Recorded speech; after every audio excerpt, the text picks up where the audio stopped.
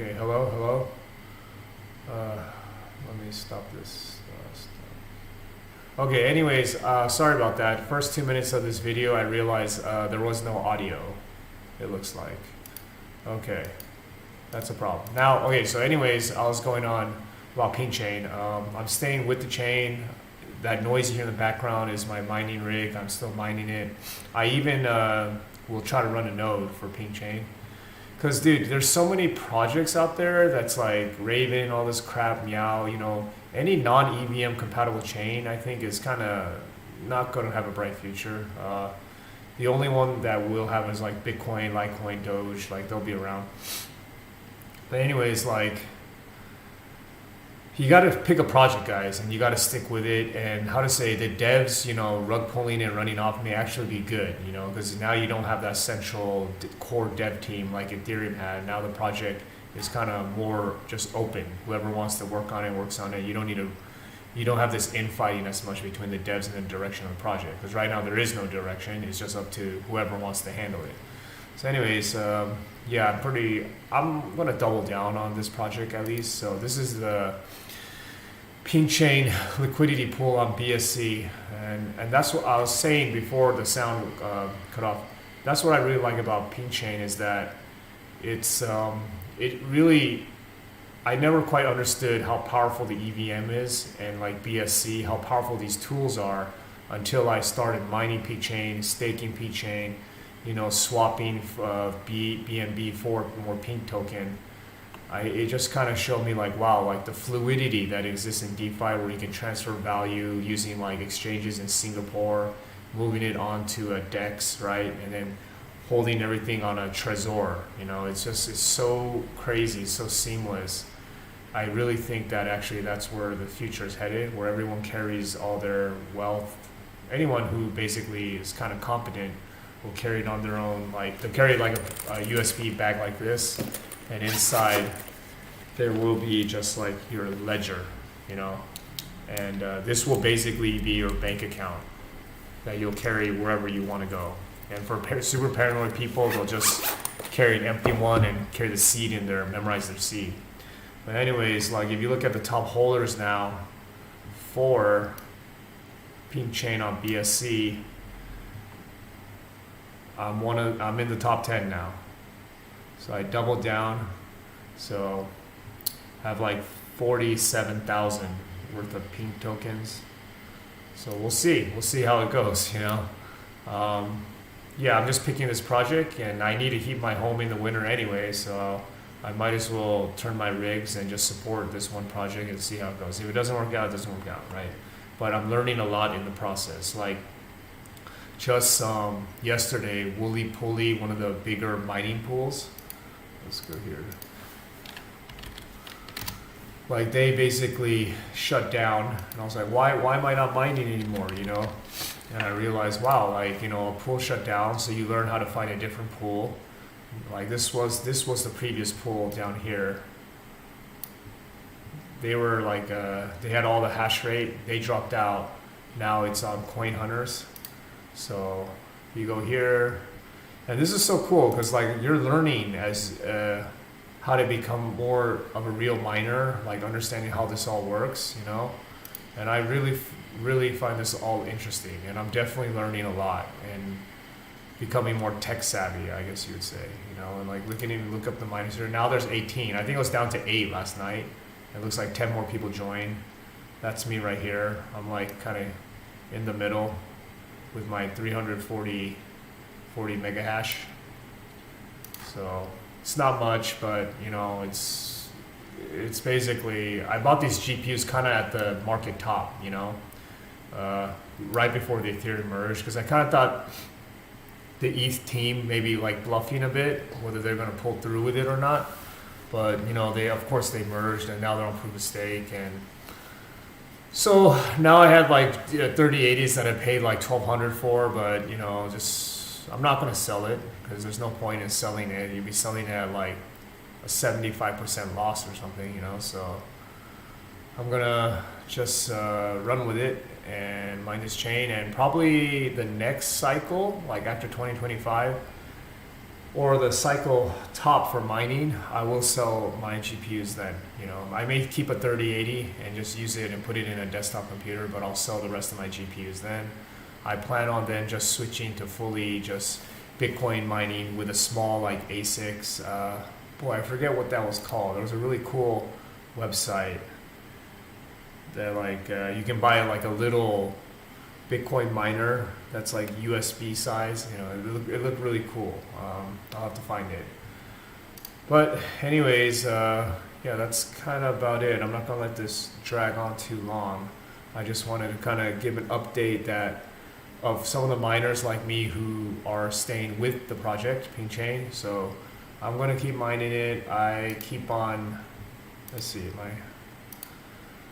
I keep staking it as well. I don't have my Trezor attached, so I can't show you that. But yeah, I'm staking it. I think I have like 140 or something staked, so it's earning a little bit of yield, I guess you would say.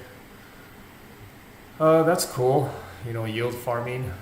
So Pinkchain is funny because like everything that's bad about crypto, it has done. It has done all the bad shit, like staking, liquidity farming, pre-mine, right? Like, look at this shit, Look at the tokenomics of how this project was generated.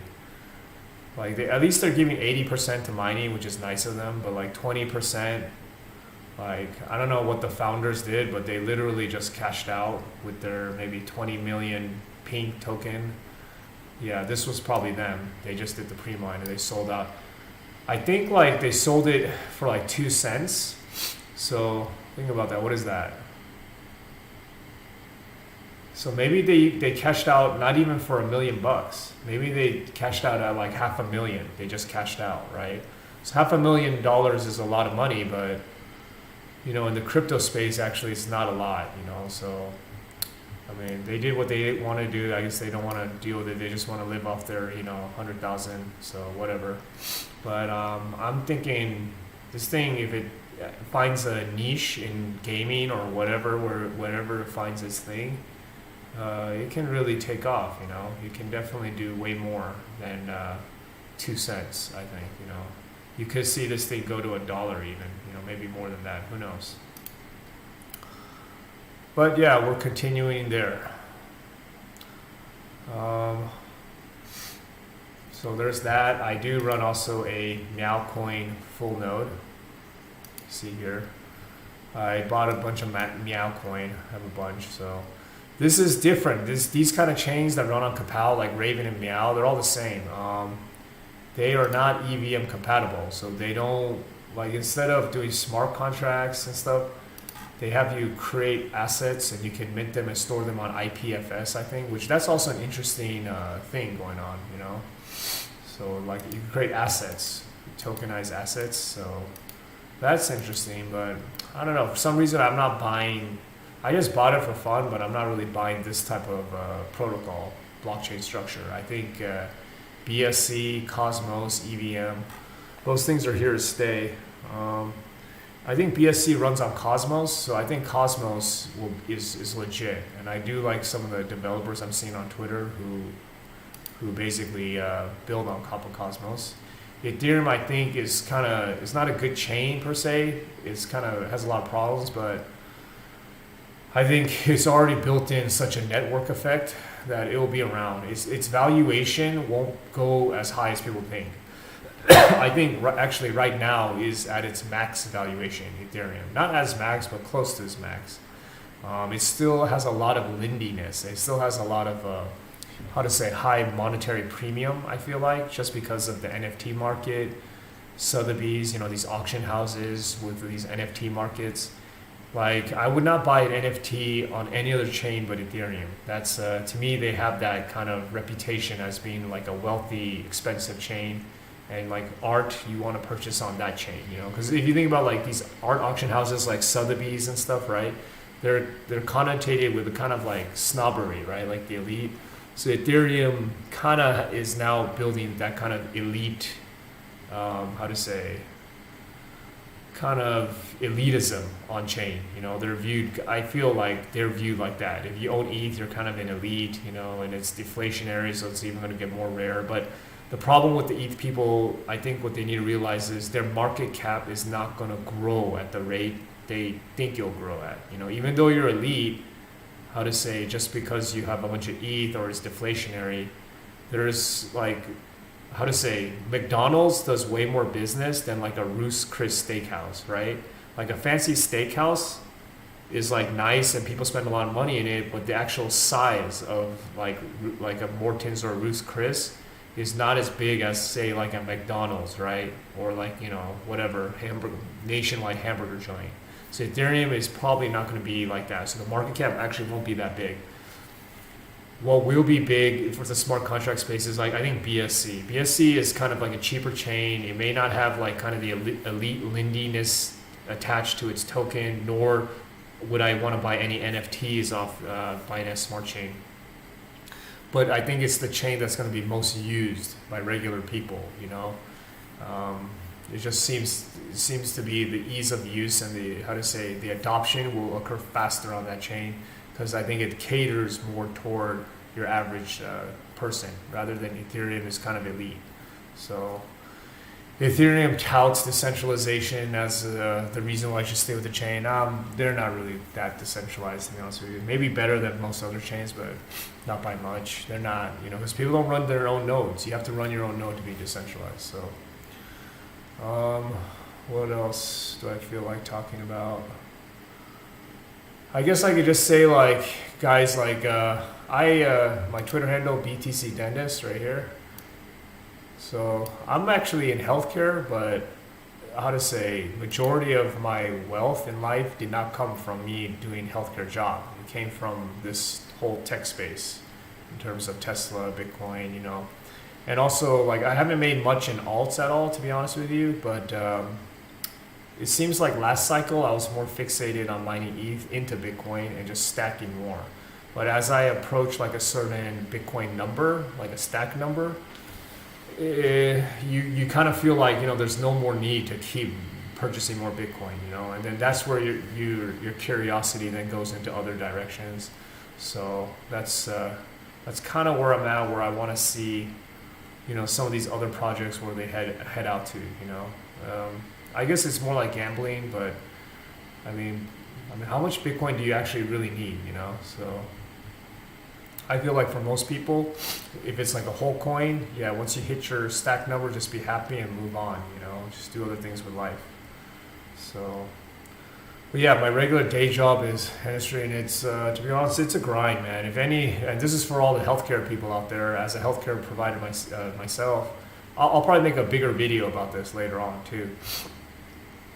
There's this connotation that if you're a doctor or dentist, like, you do make a lot of money, but you're not necessarily, wealthy.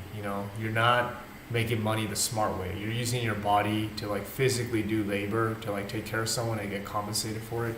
It's kind of just a labor job, And if you're looking for like generational wealth, you're definitely not going to find it in healthcare as a clinician. You'd have to be on the business side of healthcare. So most doctors are very risk averse. That's why, doctors, lawyers, or any career professional, they end up in those lines of work because it's kind of like the steady, true method of going through life. You can buy a house, raise a family, kind of enjoy a somewhat reasonable lifestyle, but you're not making like, generational wealth in that kind of job, and especially it'll take you a lot longer and it'll be a lot harder to get that wealth. Whereas like entrepreneurship obviously is where you would make, generational wealth, lasting, and investing also is that too.